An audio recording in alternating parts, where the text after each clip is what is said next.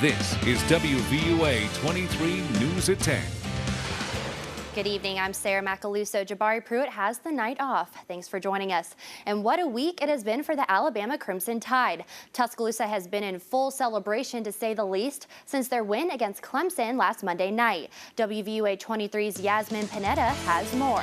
UA Police Department issued an advisory Friday evening after an off-campus robbery. Tuscaloosa police are investigating a robbery that took place in the 100 block of 15th Street. The victim was approached with a gun and demanded of money. The suspect is described as a black male around 5'10", 140 pounds, wearing a black hoodie, sweatshirt, and black pants. If you have any information, you are asked to call University Police at 348-5454 or Crime Stoppers at 752-7867.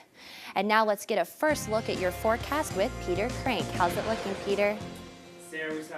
And in Gardendale, police are searching for two suspects after a man was found fatally shot. 22-year-old Kiri Devontae Hicks of Fultondale was shot dead around 8 p.m. Friday. The suspects have been described as two black males in a dark-colored vehicle. No other details in the homicide have been reported. In Hoover, a teen has been charged with the murder and the death of a military veteran outside his home. 16-year-old Charleston Everett Wells of Bessemer is charged as an adult in the death of 33-year-old Jonathan Galati. Galati was shot January 5th outside his home as he was headed to the gym for a morning workout. Police say Wells was apprehended by the U.S. Marshals. 41-year-old Jerome Hurd was indicted yesterday on charges of sodomy in a school employee engaging in a sex act with a student under 19. Hurd turned himself in Friday and was released from jail after posting his $70,000 bond. The Madison County Sheriff says Hurd had a sexual relationship with a female student when he worked at Sparkman High School during the 2012 and 13 school year. Hurd resigned from his post on January 4th and moved out of state. A two-vehicle crash Friday morning claimed the life of 51-year-old David Leffler of Jacksonville. His pickup truck collided with another pickup on US 431, 2 miles south of Glencoe. Leffler was not wearing his seatbelt at the time of the accident. The three other people involved in the accident were transported to Gadsden and Anniston Regional Medical Centers. State troopers are still investigating the cause of the crash. And if you are on food stamps in Alabama and you don't have a job, you could lose them. The change requires all able-bodied unemployed adults ages 18 to 49 who are not disabled or raising minor children to work at least part-time in order to maintain their benefits. The Alabama Department of Human Resources says there are more than 44,000 individuals in the state designated as able-bodied adults without dependents that are impacted by the change. This new rule began the first of the year, but recipients will continue to receive benefits for up to 3 months.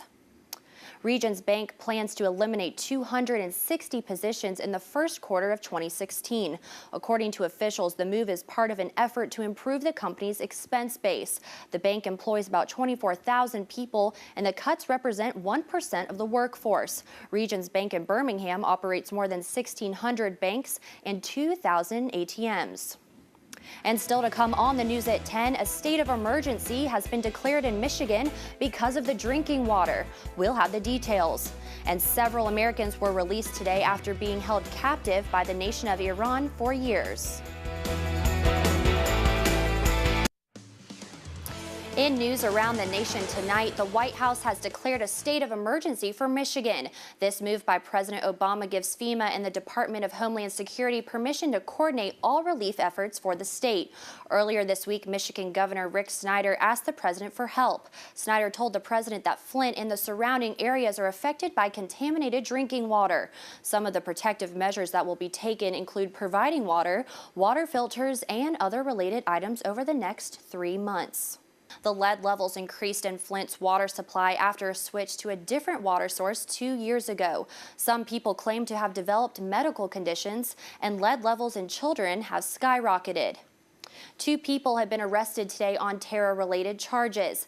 The Department of Justice says Joseph Hassan Farak was taken into custody at Richmond International Airport. Authorities say he was heading to Syria. A second person, Mahmoud Amin Mohammed El Hassan, allegedly drove Farak to the airport. Farak, a U.S. citizen, is accused of attempting to provide materials and resources to a terror organization.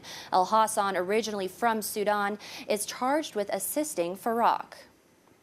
14 months of secret negotiations between the U.S. and Iran capped with the exchange of several prisoners. One of those captives, the Washington Post journalist, held on spy charges for more than a year. John Lornick reports. Peter, you said you were going to go ice skating this weekend, and this weather, I mean, come on, it's perfect. It is. Today was very nice. It'll be a little bit cooler the next several days, but still dry conditions. It's going to be great to close out the ice skating season here. So if you have the opportunity this weekend, this holiday weekend, get out there and enjoy it. So for the day tomorrow, we're going to see temperatures. All right, Peter, thanks a lot. Up next, we'll have Jen Chapman with us with the latest in sports. Dad sent the letter to his son using an official letterhead. His reasons for denying the request was because the son never does his chores and has insufficient funds. The dad also went on to say that Christmas played a huge role in denying the request. And finally, a story to warm your heart. A woman's best friend is heading back home. Amanda Benton's Chihuahua Coco ran away from their Texas home in September. Somehow, Coco managed to make it to Atlanta, where he was eventually tracked down thanks to his microchip. Benton will never know what experiences her dog went through over the past few months. The Humane Society helped Benton by buying her a plane ticket to Atlanta so the two could be reunited. That's sweet. That's very cute. We also have, well, it depends what type of fan you are. Good news. Yeah. The Packers just tied up the game with a Hail Mary, so it is 20-20, and that one's probably going to overtime. There you go. Good to know. All right, Peter, let's get a look at the final check of our weather. Well, we're looking at a few showers overnight tonight. That's where that 20% chance comes in. But then as we go into the afternoon hours tomorrow, plenty of sunshine. Temperatures in the upper 40s, so a little bit cooler then. But that cold air takes over as we go into the day on Monday. High temperatures in the lower 40s then. And watch out there, Monday night, Tuesday morning, we'll drop into the lower 20s. So be prepared for that. Bundle up, especially Tuesday morning. We'll warm up, though, by the afternoon hours into the mid-40s.